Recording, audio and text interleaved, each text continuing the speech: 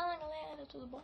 Na videoaula de hoje nós vamos falar sobre cromossomos autossômicos e cromossomos sexuais. Bom, vamos começar.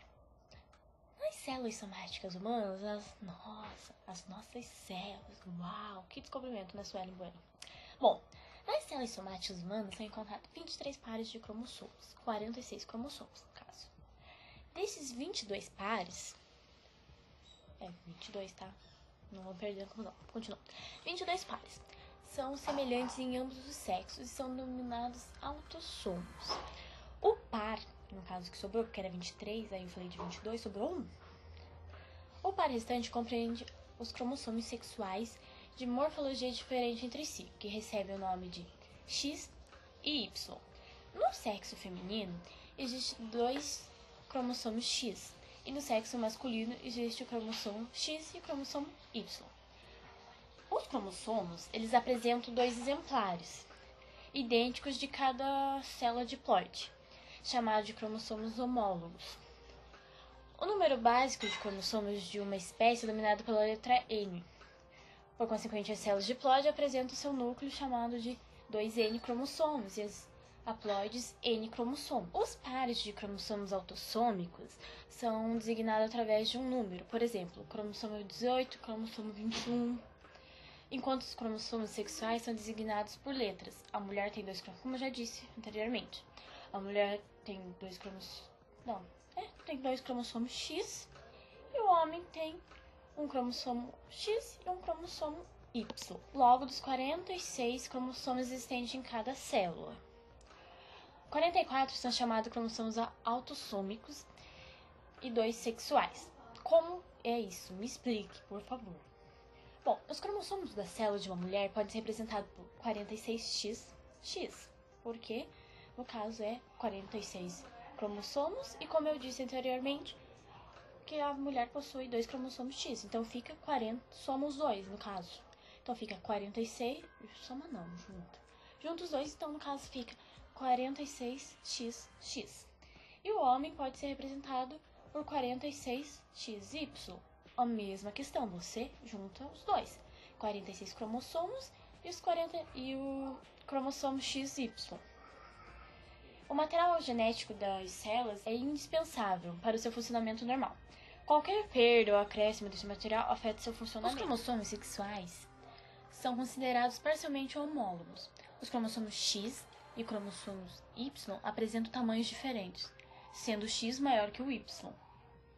Durante a meiose, a divisão celular das células sexuais, ocorre o pareamento apenas de uma parte desses cromossomos. Por esse motivo, são considerados como cromossomos homólogos. A divisão celular se dá por 2 processos, que é a meiose e a mitose. A mitose ocorre nas células somáticas ou diploides do organismo. Nesse processo é feita a cópia exata de cada cromossomo. E depois há uma distribuição equitativa e conservativa, de modo que gere 2 produtos finais idênticos, ou seja, 2 células com 46 cromossomos cada. A meiose ocorre para que haja a formação das células sexuais ou haploides do organismo. Através da meiose, os gametas ficam com o número de cromossomos reduzidos pela metade, no caso 23 cromossomos. Ou seja, a célula deixa de ser diploide, que no caso seria 2N igual a 46 cromossomos, como eu expliquei anteriormente, e passa a ser haploide, N23 cromossomos. Tudo já explicado um pouquinho antes. Bom, quando o gameta de origem materna, mãe, no caso que é o X, 23 cromossomos, se une com o gameta de origem paterna, 23 cromossomos também, só que no caso é o Y, o número de cromossomos característico da espécie é reestabelecido. Como assim é reestabelecido? Junta os cromossomos da mãe, que vai à metade, e os cromossomos do pai. Então, no caso, 23 cromossomos mais 23 cromossomos igual 46 cromossomos, que é onde surge, o sexto. Bom, o sexo do indivíduo é definido através da interação de genes. São situados por pares homólogos, ou seja, cromossomos sexuais, igual eu já expliquei anteriormente, heterossomos ou no caso, né, alossomos. Como funciona? A mãe, ela tem o XX e o pai tem o XY. Logicamente, o feto, o óvulo, isso acontece na fecundação. Então, a mãe sempre vai liberar um X, porque ela tem 2X. Então, biologicamente dizendo, o pai definirá o sexo da criança. Como assim? A mãe sempre vai liberar o cromossomo X, certo? O pai, no caso, ele pode liberar um X contra um Y. Se ele liberar um X, nascerá uma menina. Se ele liberar um Y, nascerá um menino. Por quê? X é menina, é mulher, no caso. E XY, menino. Todo esse processo, tudo isso ocorre a definição, no caso, ocorre na fecundação. Para fechar o assunto de cromossomos, a gente precisa conhecer uma coisa chamada herança ligada ao sexo. O que isso significa? Significa que um dos genes no cromossomo X não se compatibiliza ou não se conecta com um gene do cromossomo Y, no caso, o cromossomo masculino. Geralmente, esse tipo de alelo que não se compete com o cromossomo Y é recessivo e é característico de algumas doenças. No caso, a gente vai conversar sobre o daltonismo e a hemofilia. Bom, o daltonismo, para começar, ele é uma doença onde uma pessoa não consegue distinguir algumas cores ou não consegue enxergar algumas cores. Existem 3 tipos de daltonismo: o dicromático, o tricromático e o acromático. O dicromático, ele é associado a um defeito onde a pessoa não consegue distinguir cores, caso ela não consegue enxergar, não consegue diferenciar, na verdade, das outras cores normais. Por exemplo, a gente enxerga a parede aqui atrás amarela e o guarda-roupa branco.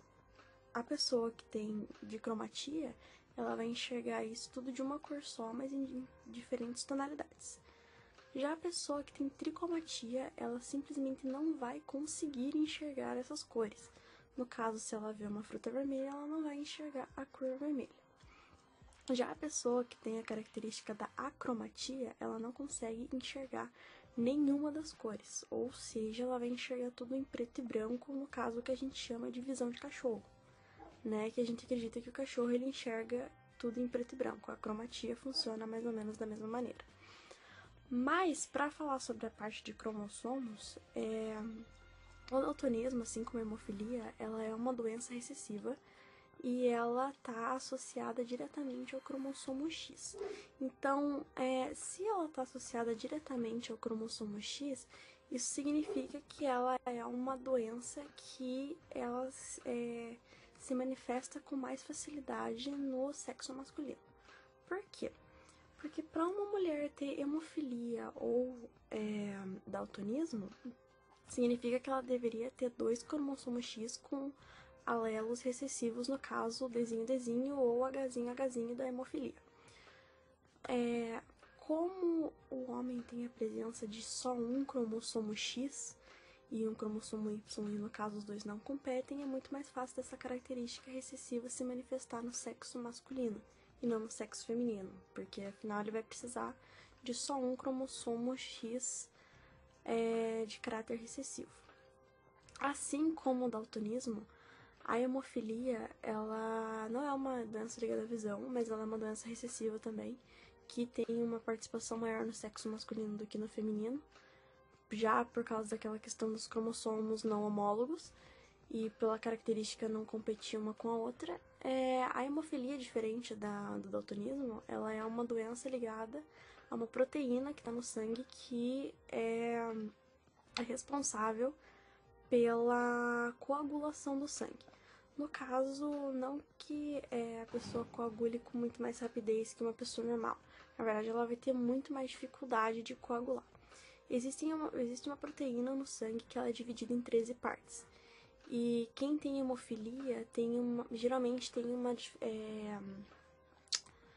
uma deficiência na parte 5 e na parte 9 dessa proteína. Quando ela tem esse tipo de problema, significa que quando ela tiver um corte ou quando ela tiver um machucado, o tempo de sangramento dela ou de cicatrização é muito mais demorado do que uma pessoa que não tem o problema nessa proteína. Ou seja, se uma pessoa com hemofilia, por exemplo, corta o braço, ela vai demorar muito mais para cicatrizar e para coagular o sangue e começar o processo de fechar a ferida do que uma pessoa que tem um corte normal.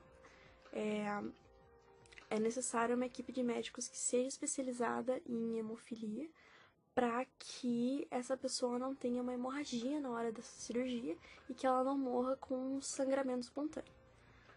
Geralmente as pessoas que têm hemofilia têm um problema muito grande de articulação por ser uma parte que flui muito sangue e como ela não tem uma capacidade muito boa de coagulação, é muito mais chance dessa parte de articulação dela acabar ficando roxa e acabar criando alguns hematomas e alguns inchaços espontâneos por questão do sangue não conseguir coagular. Então, acabam sendo sintomas muito sérios e problemas muito grandes, porque se for em alguma parte onde tem bastante terminações nervosas, essa pessoa pode acabar tendo muito problema e tendo que fazer algumas microcirurgias para poder conseguir reparar.